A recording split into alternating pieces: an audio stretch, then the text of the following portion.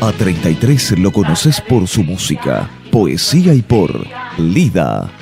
Celebramos 90 años innovando en nuestros tradicionales productos. Agua de mesa, sabores naranja, pomelo, guaraná, mandarina, cola y limón. Somos de 33, en la mesa de los olimareños y la región, llegando a más mercados. Lida, 90 años de calidad olimareña. Andrés Spickerman 1572, teléfono 4452-2913. Le da gusto a tu vida. Kikas te trae las prendas y las colecciones más destacadas. Daniel Cassim, África, no se lo digas. Emma, Pepita Dash, Viviana Méndez y Mowa Shoes.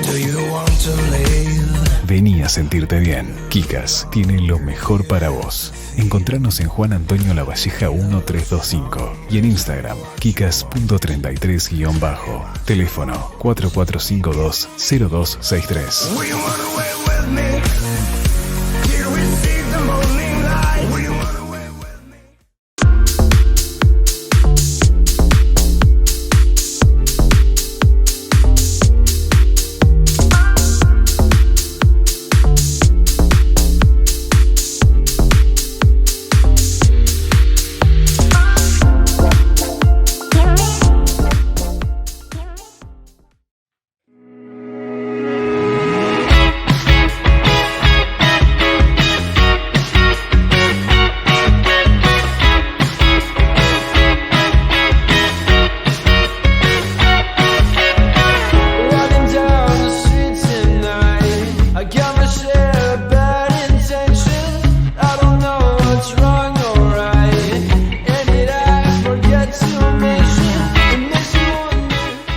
Gustavo, buenas tardes, muchísimas gracias por aceptar la invitación a este quinto capítulo de Voces.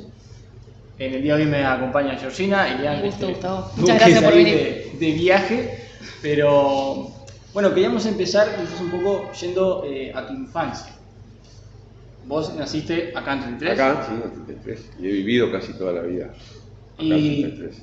justamente sobre eso, ¿cómo recordás tu infancia? ¿Cómo era aquel 33? Y la recuerdo con bastante afecto, tuve una infancia fácil, diríamos, con problemas como casi todos los niños, pero yo vivía en el barrio Limar, mi viejo es de ahí, alrededor de la calle Juan Rosas, allá. Era bastante diferente ahora, había más terrenos baldíos, había menos automóviles. Mis primeros recuerdos son de ahí. Estaba mi casa, que nos mudamos algunas veces, pero más o menos siempre dentro del barrio, y estaba la casa de mi abuela, que era una cosa muy como central, como muy matriarcal, como donde se juntaba no solamente toda la familia, sino también gente del barrio, una casa abierta, digamos. Y un detalle, me parece no menor, que en esa casa, y también luego en la casa de mi viejo, había libros. Tuve una infancia pobre, pero con libros, que es una combinación que no siempre se da. Y bueno, algunos de esos libros los he heredado, entonces forman ahora parte de mi biblioteca, yo qué sé. Había de todo, era una biblioteca pequeña pero muy heterogénea, yo qué sé, recuerdo de clásicos rusos como Tolstoy o Dostoyevsky, pero también gente del boom, Cortázar o Vargas Llosa, una colección de clásicos uruguayos que tengo en mi casa. Había un pasadiscos, donde se escuchaban, por ejemplo, con mucha devoción cada disco de los olimareños que se iba saliendo durante los años 60 y principios de los 70, pero donde también escuché por primera vez a los Beatles, casualmente en el último disco que ellos grabaron, que fue Abbey Road, el famoso disco de que están cruzando los cuatro en la cebra, ¿no? Sí. Que no fue el último que publicaron, el último fue Let It Be, pero sí el último que grabaron. Y bueno, yo lo escuché en ese pasadiscos. Así que bueno, era un mundo desconectado, como ocurría hace 50 y pico de años atrás. Y Gustavo, disculpa, ¿y cómo se componía tu familia? ¿Era una familia nuclear? Así, sí, mis padres, mi viejo y mi vieja, y yo soy el mayor de 3 hermanos, una hermana y un hermano menor. O sea, era mi familia. Y después ya te digo, un montón de primos por todas partes y primas, y mi abuela, y mis tías, y la gente del barrio. La familia extensa que te rodeaba. Exactamente. Y ahí en tu infancia, justamente con esa extraña combinación, como vos decías, de ser pobre y tener libros, ahí surge la cuestión de quizás el amor por la literatura, o puede ser algo más que viene más adelante. Yo creo que sí, que es muy probable. ¿Tenés recuerdos del primer libro que leíste o no? Pues mucho ir ahí. Se confunde un poco a veces el primero. Recuerdo el libro de haber leído de fue el primero que te marcó, ahí va, claro, que te gustó. A ver, vamos por... Yo creo que sí, que yo he hablado algunas veces de Tacuruces, de Serafín J. García. Yo casualmente los 2 ejemplares que todavía conservo de Tacuruces pertenecieron a mis abuelos. Uno está inccompleto, le faltan páginas, le falta la cubierta incluso. Que yo calculo que puede ser una primera edición, debe ser del año 35, 36, que tiene la firma de mi abuelo paterno, que yo no conocí, se murió antes que yo naciera. Y otro es un ejemplar más lujoso, ilustrado, de Mosca Hermanos, que era de mi abuelo materno. Así que esas cosas, evidentemente, es una cosa como tribal, la cuestión familiar. O sea, y bueno, en mi casa se leían esos poemas o se recitaban, y son de los primeros recuerdos literarios que tengo, ¿no? Ahora también había un fenómeno que se dio en los años 60, que fue el llamado boom de la narrativa latinoamericana, que fue un fenómeno que después ha sido criticado por algunos intelectuales, bueno, como a todo le llega a su hora, pero que tiene, digamos, como hito central 100 años de soledad, García Márquez, y donde se dieron a conocer y se masificaron universalmente escritores como Vargas Llosa, como Cortázar, como el propio García Márquez. Y fue un fenómeno de enorme democratización de la literatura. Porque fíjate que mi viejo es un carpintero del 33, en un lugar bien periférico, y esos libros andaban circulando ahí, cosa que yo creo que ahora no ocurre eso. Es decir, la vanguardia de la literatura latinoamericana no nos llega ni siquiera a los especialistas en literatura o a la gente que dedicamos nuestra vida a eso, pero en ese momento había eso, era todo muy fermental, ya estaban los Beatles, los discos de los olimareños. Yo creo que todo ese ambiente debe haber influido, ¿no? Uno nunca sabe por qué le llegan estas cosas.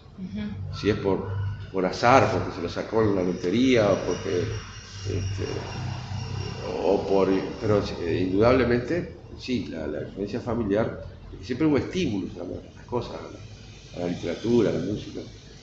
Tiene que haber tenido mucho que ver. ¿Y la escuela? ¿Qué escuela? ¿Dónde? A la escuela número 1. A la 1, sí. Ahí va. ¿Y secundaria hiciste acá en 33 sí, acá también? En el liceo 1, que era el único que había, era el liceo, Era el liceo solo. Y ahí en primaria y secundaria, quizás ya dentro de, digamos, del salón o en la misma escuela y el liceo, ¿seguías la cuestión de la literatura? En primaria sí. En primaria, en comienzo, digamos, en los primeros años de la primaria, yo era algo así como una especie de escritor oficial, digamos. Viste que siempre hay efemérides, y yo qué sé, la batalla de las piedras, el día del libro, tal cosa, entonces había que hacer redacciones y bueno, yo siempre era encargado de leer las redacciones en los actos y ese tipo de cosas, era como el escritor institucional. Simplemente porque, bueno, sabía poner una palabra al lado de la otra. Siempre, no sé si en la época de ustedes ocurría que en un grupo de la escuela había uno que era un gran atleta, otro que dibujaba muy bien. Bueno, yo no hacía bien esas cosas. Yo no era ninguna. Era el que podía escribir. ¿Y también lo decías en el acto claro, o lo leía sí, otra sí, persona? No, lo decía yo en el acto tratando de vencer la timidez. Pero hubo un momento, en quinto año de la escuela, que leyendo un libro de texto, era un libro muy interesante, se llamaba Cuento y Canto, que en realidad era una especie de antología, una selección de narradores y poetas que traía información biográfica, ese tipo de cosas. Y en la página 169 de ese libro había un poema de Antonio Machado que se llamaba A un olmo seco o A un olmo viejo, una cosa así, que a mí me impresionó mucho. Entonces yo me dieron ganas de imitar, de escribir algo como eso. Que no, porque por un impulso personal, no porque me lo exigiera la institución ni porque fuera tal fecha o tal otra. Entonces lo escribí,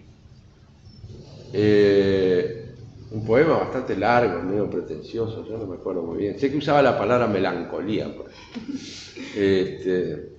Y se lo mostré a la maestra. La maestra ¿Eso en qué año? ¿En qué grado más o menos? En quinto. En quinto.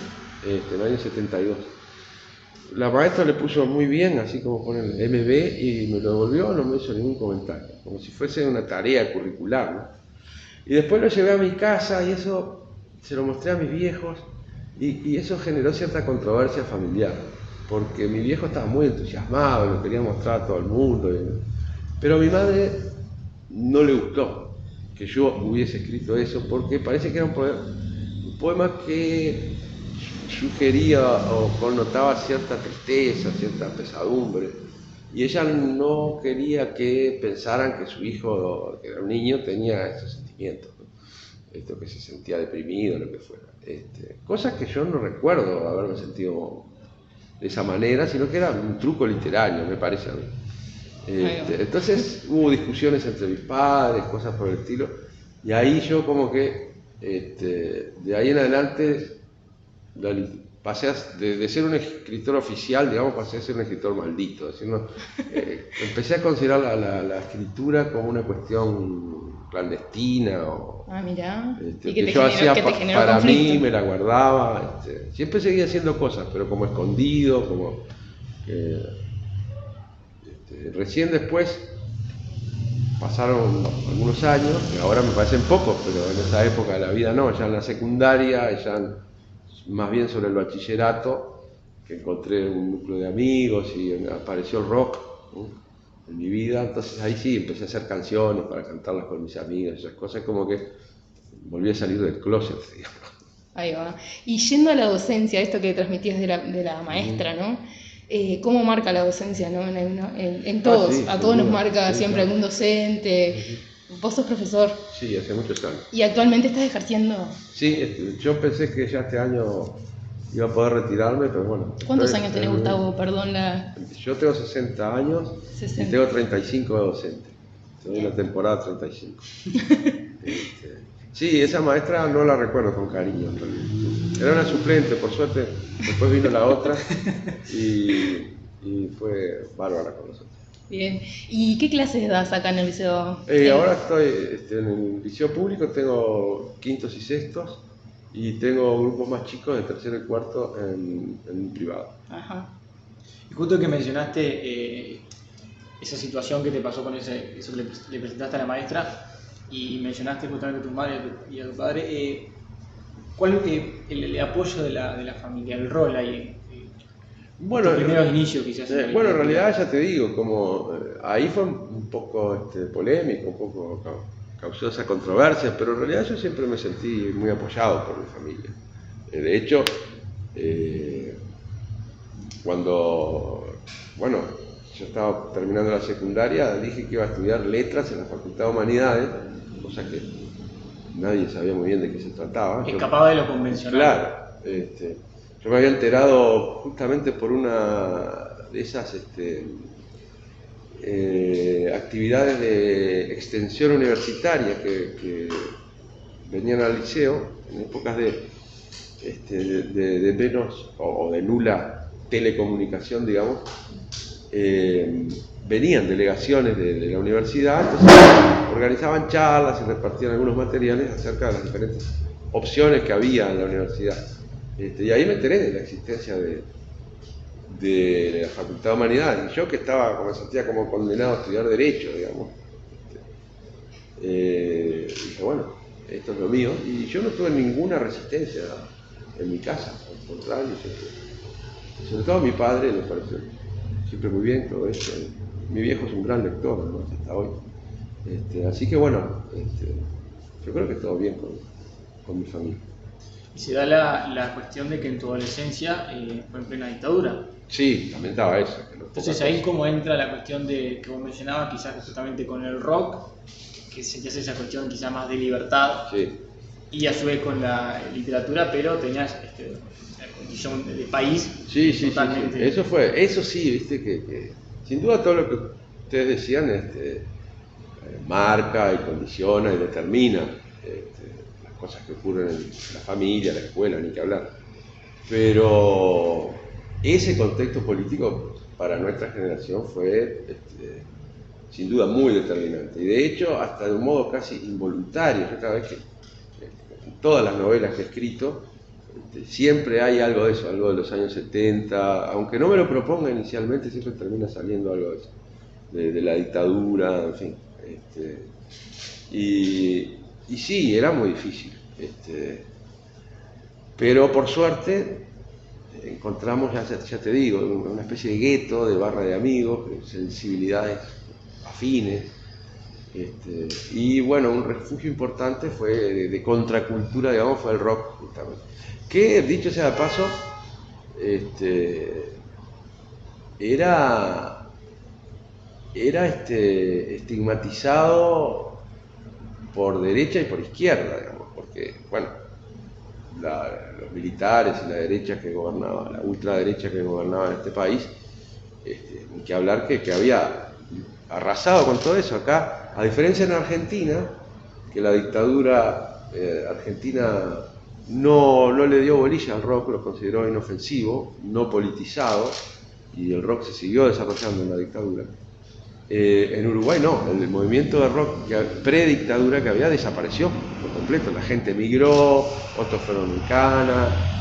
Entonces, lo que nosotros consumíamos de música nacional era cosas viejas que había que ir buscando, de discos que tenían otros que habían sido hippies antes que nosotros, o comprando de viejo en Montevideo, y la música que se escuchaba en bailes y que se emitía por la radio tampoco era rock, eso no existía. Entonces nosotros tuvimos que construirnos todo eso, y eso fue interesantísimo, fue una cosa muy formativa y que nos unió mucho con gente que hasta hoy somos grandes amigos. ¿Y hoy, Gustavo, estás en una banda? ¿O Bueno, está mirá, funcionando o no? Yo estoy en una banda un poco intermitente, ¿no? Yo estuve en algunas bandas durante bastantes años, y cuando un poco se diluyó en el aire una banda que fue la que estuve más años, que se llamaba Raíz Cuadrada, al poco tiempo Rodrigo Abella me invitó a hacer algo en la música. Y bueno, tenemos una banda que de vez en cuando nos reunimos, cuando hay algún toque en vista. Ahora parece que está por salir algo. ¿Esta banda, Gustavo, se llama Gustavo y los Pisapapeles? No, esa banda, no me preguntes el nombre porque no tuve responsabilidad en eso, no me preguntes la causa del nombre. Se llama Gustavo Espinosa y los de Saco. Y los de Saco. Ahí está. Hemos tocado algunas veces, hemos tocado en teatro acá, hemos tocado alguna vez en algún... Y el otro día digo yo, pero pasé un tiempito allí en la librería. Ahí está, pero ahí estábamos un poco diezmados. El día del libro, ¿era? Sí, estamos con algunas ausencias, porque la banda en realidad tengo unos músicos excelentes, yo ahí está, no tengo mucho que hacer. Está integrada por Fabián Pereira, la batería, Eddie Corvo, que es uno de los mejores músicos que ha salido de acá en los últimos tiempos, que toca el bajo, es un gran guitarrista, ¿no? De Fabián Pereira, el perro. El perro Estamos hablando. Y Rodrigo Abella, que toca la guitarra, y yo rasco un poco y canto. Pero esa vez que estuvimos ahí donde vos decís, Eddie no podía, estaba en Buenos Aires, creo. Entonces decidimos hacerlo, ya que no había bajo, hacerlo sin percusión también. Y tocamos mano a mano con el Polvo, con Rodrigo Abella. Hemos tocado en Montevideo también, y ahora capaz que se da la oportunidad de nuevo en un boliche que se llamaba Calima, que creo que se marchó con la pandemia, un boliche muy lindo ahí en Durazno y Jackson, junto con Ramiro Arbenoz, con Ramiro y los Beisos, Y ahí salió un toque precioso. Y bueno, vamos a ver si repetimos por ahí, por ese mismo lugar, aunque ahora tiene otro nombre, esa experiencia próximamente. Ahí va. ¿Y son canciones que ya traen o están escribiendo? Mirá, veníamos con un repertorio medio limitado, canciones mías en general. Yo estoy tratando de hacer alguna cosa nueva ahora. Vamos a ver qué sale. Porque lo último que escribiste fue en 2020, o sea, que salió a la luz, que editaste, ¿no? Salió en 2021, pero el año pasado. 2021. Una novela que se llama La Galaxia Góngora. Sí. Ese fue tu último libro. Ese fue mi último libro, sí. Bien. Cuando hablo de escribir canciones es otra cosa, ¿no? Sí. Lo hago más distendido, con menos exigencia, porque yo no soy músico, y con más placer también. Aunque escribir canciones capaz que se asemeja un poco a la poesía, ¿no?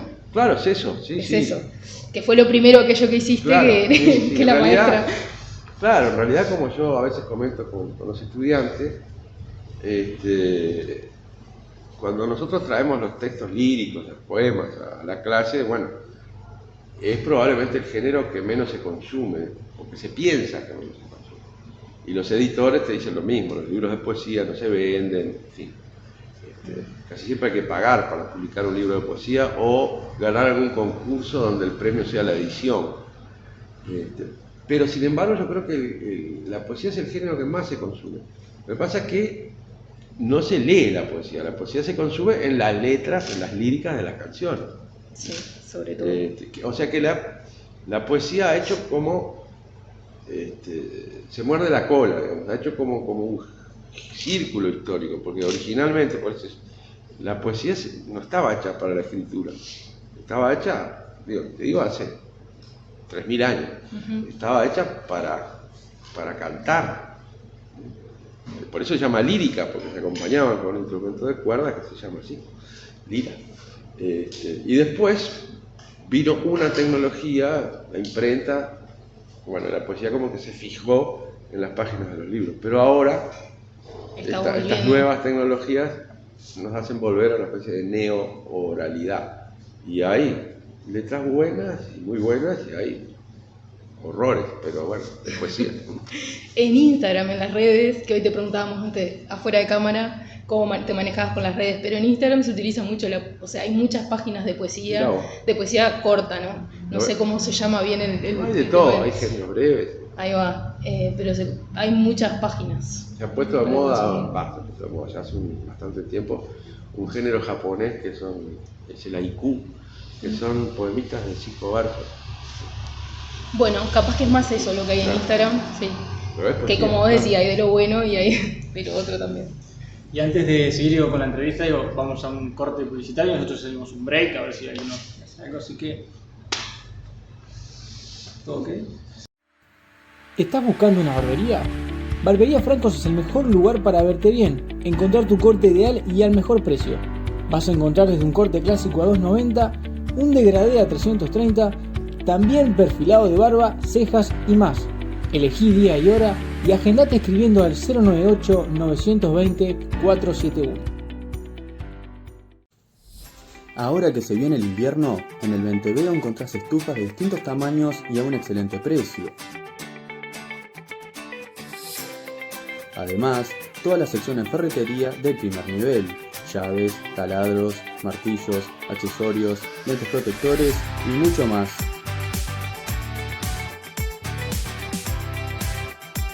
En el Venteveo, Pablo Sucreategui, 1390.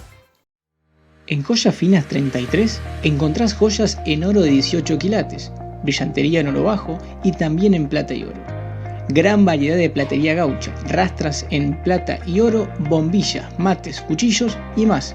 También variedad de relojería y te aseguramos el mejor servicio en reparación de joyas al mejor precio. Todo lo que alguna vez deseaste en Joyas Finas 33. Juan Antonio Lavalleja, 133.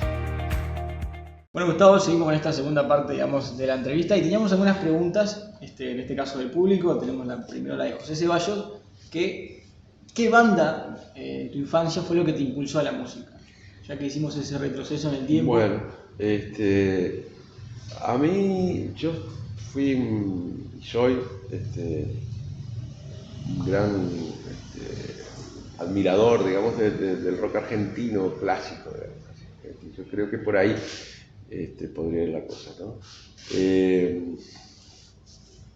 Un primo mío es un gran músico, un excelente baterista, Roberto Ávila, más conocido como el Tortugo.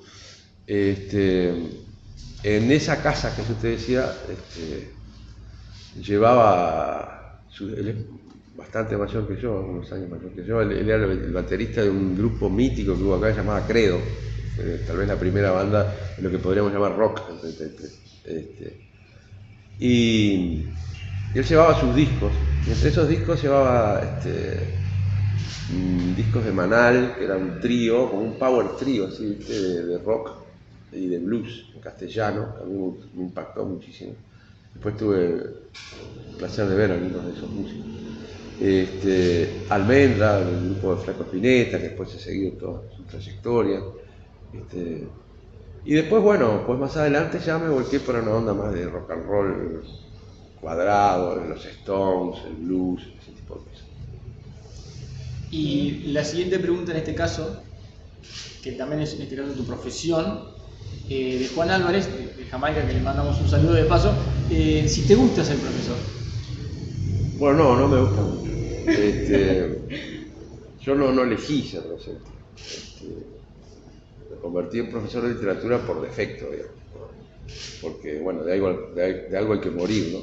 Pero tampoco, a la larga, tampoco me disgusta. Es decir, no es mi vocación la docencia. Pero bueno, después de tantos años de estar allí, y sobre todo, lo que más satisfacciones me da dentro de este trabajo son algunos estudiantes, ¿no? La relación con los estudiantes, que siempre genera cosas interesantes y sorpresivas o novedosas. Yendo justamente a 33, y que vos mencionás el tema de los estudiantes, ¿cómo ves a los jóvenes en 33? Y yo creo que es difícil. Una vez le preguntaron algo parecido a Borges, no por compararme con Borges, pero... Y le preguntaron qué pensaba de la juventud. Yo estaba presente ahí, la única vez que lo vi a Borges en vivo. Entonces tenía un montón de periodistas en la vuelta y le preguntaron eso. Y el viejo, ya estaba ciego, viejísimo, dijo: la juventud no existe. Eso es una abstracción. Es decir, todos los jóvenes son diferentes entre sí, no existen los jóvenes. Eso que podemos llamarlo la juventud. Y bueno, es ingenioso, ¿no? Pero bueno, zafó, digamos, zafó. Claro, es como decir, ¿qué piensa de los que viven en la acera de los números impares, digamos? Y bueno, yo conozco de todos, conozco jóvenes magníficos y brillantes y otros que no lo son tanto, ¿no? Pero lo que en general me parece es que son buena gente, ¿no? Y que están un poco desamparados acá en 33. Porque si bien este mundo hiperconectado teóricamente ofrece cualquier tipo de información y la posibilidad de cualquier tipo de consumo cultural en cualquier momento, pero bueno, también es verdad que esa misma hiperconectividad y globalización hace que estas aldeas nuestras tengan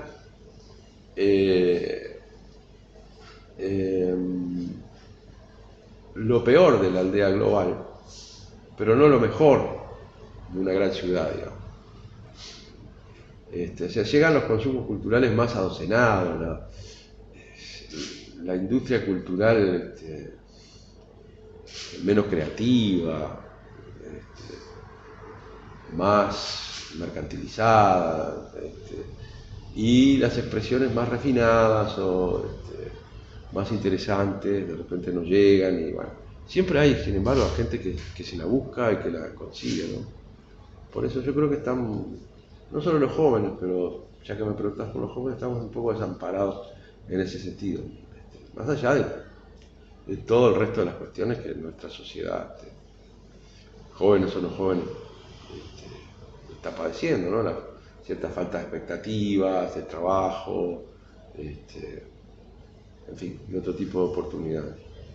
Pero los veo como resignados a un hedonismo fácil en general, sin demasiadas perspectivas. Disculpen que no sea muy eufórico a este respecto. Pero bueno, inquietudes y cosas como este emprendimiento de ustedes vendrían a contradecirme, ¿no? Bueno, qué suerte. Y hoy en día, ¿no? En el aula, yo quiero imaginarme, porque hace mucho que ya salí del liceo en realidad, cómo es el aula, porque hoy en día está la tecnología, ¿no? Esto que decía de las redes, esto de lo fácil, la información rápida, Sí. muy distante de de cuando era vos joven, mejor dicho. Sí, ¿no? bueno. Que no se accedía a todo eso tan rápido. Sí, eso, lo que pasa es que las cosas han venido ocurriendo, las hemos ido naturalizando, hasta nosotros, los de mi generación, ¿no? Sí. Yo, para empezar, cuando todo esto empezó a insinuarse, digamos, comenzó cuando pintó celulares, redes, siempre tomé si bien no me adapté enseguida, ni fue de los primeros en usarlo, ni nada, pero tomé la decisión de no resistirme a eso. Ni siquiera considerarlo en el sentido de decir, no, tal cosa en la clase no, porque vi que era una cosa que había llegado para quedarse, ¿no? Y seguramente ha ido cambiando nuestros hábitos perceptivos, nuestra forma de vincularnos con el conocimiento, con la información, pero yo creo que yo lo he tratado, lo he ido naturalizando. Y bueno, el tema de la pandemia contribuyó bastante a eso, ¿no? Y ahora, por ejemplo, es muy poco, por ponerte un ejemplo tonto, si querés, es muy probable que la mayoría de los estudiantes en un aula conmigo, por ejemplo, el texto, no sé, la Divina Comedia o una tragedia griega, o yo que sé, un cuento de Horacio Quiroga, no lo tengan en formato papel. Lo tienen en formato digital. Claro. Pero lo que voy es si están interesados en esas... Bueno, mirá, yo creo que lo que sucede es que, bueno, hay de todo, ¿no? Sí, me imagino. Pero lo que pasa es que por algo, por ejemplo, esos autores que te nombré, por algo son clásicos, ¿no? Entonces son de una potencia artística, estética, tan enérgica, que siguen siendo interesantes para los gurises. Sí, que tienen toda una oferta. Que, claro, siguen siendo interesantes. Pero también yo creo que un buen docente lo que tiene que hacer, mirá, ahora que hablamos de pandemia y estamos en este contexto tan virósico y viral, lo que tiene que hacer es contagiar. Y eso yo creo que, bueno, es de las pocas cosas que puedo hacer bien, digamos, porque como yo soy apasionado por eso, por esos tipos, yo creo que puedo contagiar. No es para mí una cosa burocrática. Y me fastidia un poco si están inmunizados contra eso. Bien. Así que bueno, el contagio todavía funciona. Perfecto. Y justamente digo que, bueno, naciste en 33 y viviendo acá siempre, ¿qué te transmite la ciudad? O sea, de tu perspectiva, quizás. A mí la ciudad me parece poco interesante, esa es la verdad.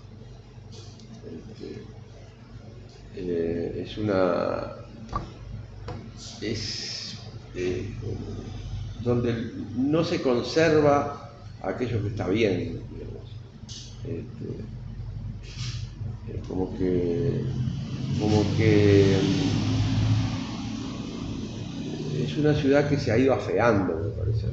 ¿Y qué cosa quizás vos decís que no se No ha conserva? habido una noción patrimonial, porque a pesar de que somos aquí tan chauvinistas con el asunto de que nosotros, que los olimareños, los 33cinos, pero se ha sido muy descuidado con todo eso.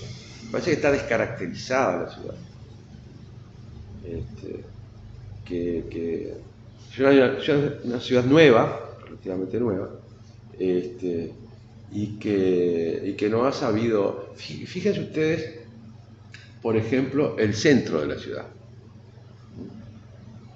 Esas dos esquinas de Juan Antonio Lavalleja y Pablo Soufriategui, que fue durante, calculo yo que más de un siglo, un centro social natural de 33.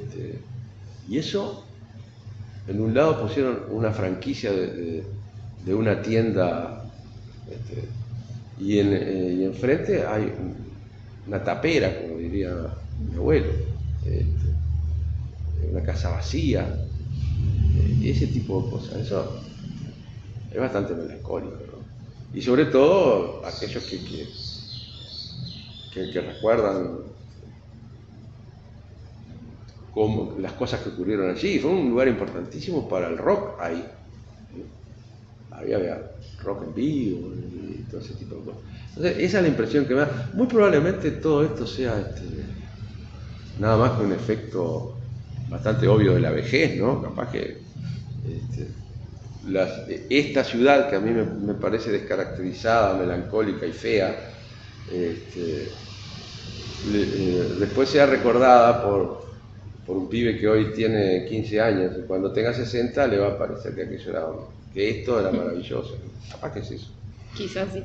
Y para eso me gustó, ¿cómo te ves, no sé, de acá de 10 años más adelante? Si estoy vivo, tiro cohetes.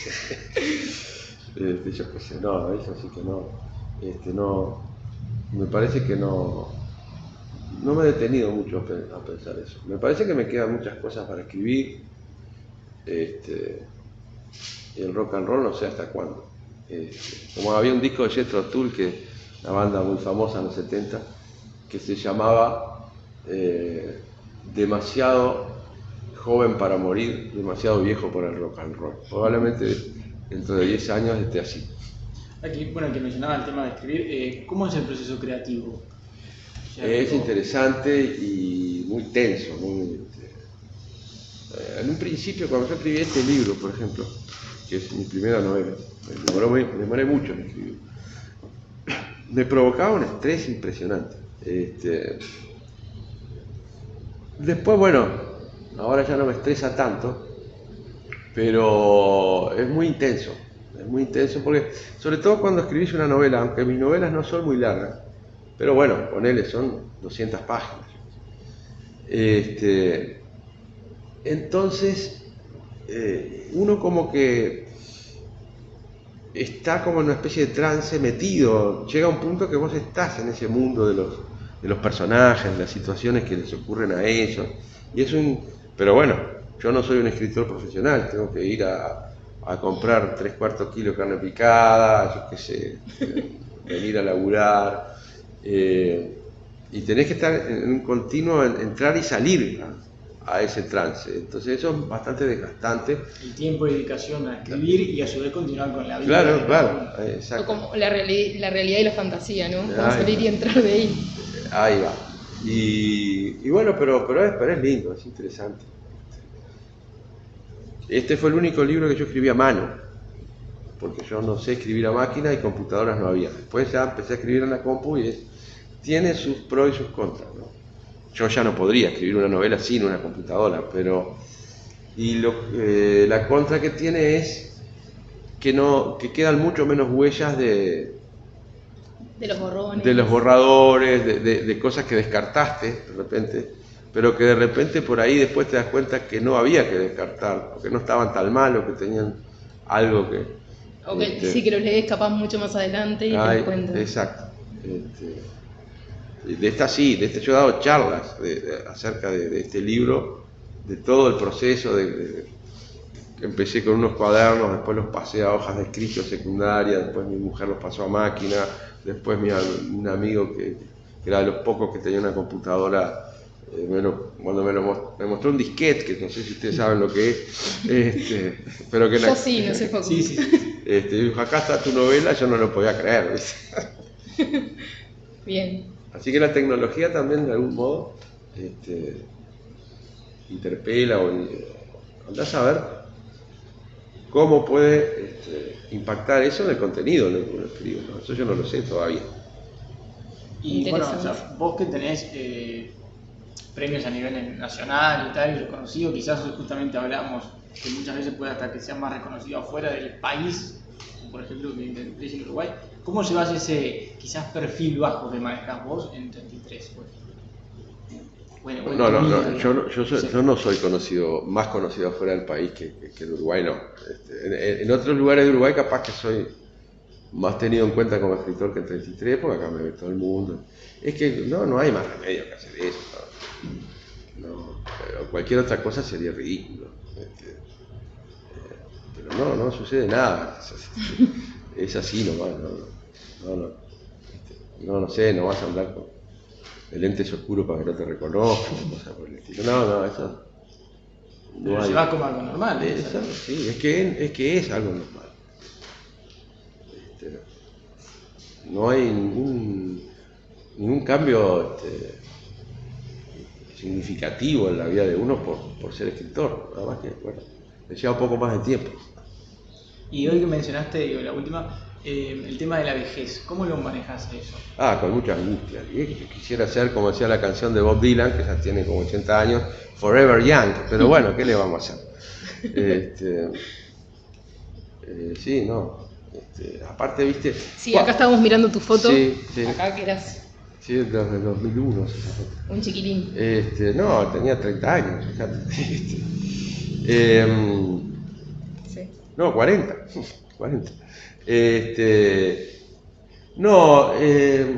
Por suerte, a mí me gusta mucho el blues. Y el blues, a diferencia del rock and roll, que el rock and roll nació como una música para adolescentes y como que tiene la exigencia de que los rockeros sean siempre jóvenes, ¿no?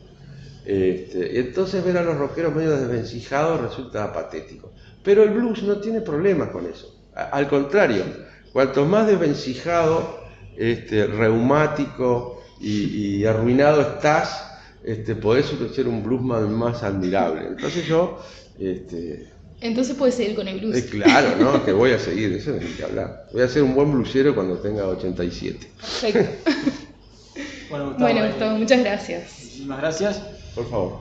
No olviden seguirnos en las redes, en Facebook, Twitter e Instagram, por @nadevolanteUy. Gustavo, no sé si querés dejar Facebook, no sé, Gustavo Espinosa nomás. Sí, Gustavo. Enrique Gustavo Espinosa, ese es mi primer nombre. Bien, Enrique. Y Gustavo, ¿y tu último libro, lo encontramos acá en librerías? Sí, el otro día estuve en el Faro, comprar ¿Sí? un libro para mi nieta y está creo que están todos mis libros. Perfecto.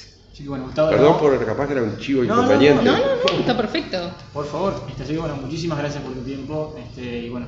Muchas gracias. Por favor, muchas gracias a ustedes.